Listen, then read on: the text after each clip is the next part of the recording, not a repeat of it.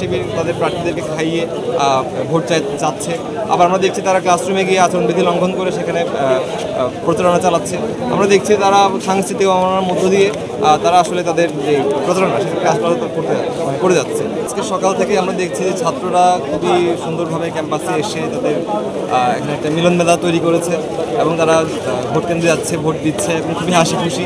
এবং দেখা যাচ্ছে তারা তাদের প্রার্থী নির্বাচনের ব্যাপারে খুব বেশি আসলে আগ্রহী আর কি, এবং তারা আছে লিস্ট করছে। তো সব কিছু মিলিয়ে যে মিলন মেলা আমরা এখানে তৈরি করতে পেরেছি দীর্ঘ 35 বছর পরে, এবং এটা 24 বছরের পরবর্তী সময়ে এটাকে আমরা সাফল্য হিসেবে দেখি।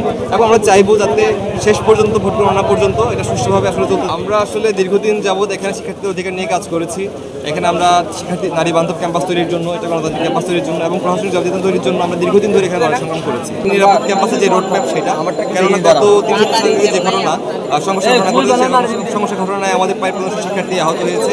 এবং আমাদের নিরাপত্তা বলতে আমাদের খাদ্য নিরাপত্তা নেই, আমাদের চিকিৎসা নিরাপত্তা নেই, আমাদের আবাসন নিরাপত্তাও নেই।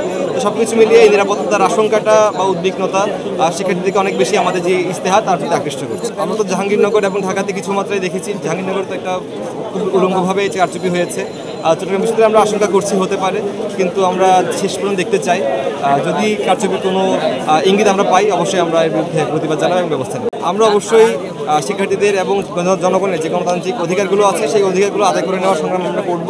যে প্রতিনিধি আসুক না কেন তার সাথে আমার ওই পয়েন্ট অফ ভিউ থেকে বা ওই দাবি দেওয়াগুলো জায়গা থেকে তার সাথে আমি সহযোগিতামূলক আচরণ অবশ্যই করব।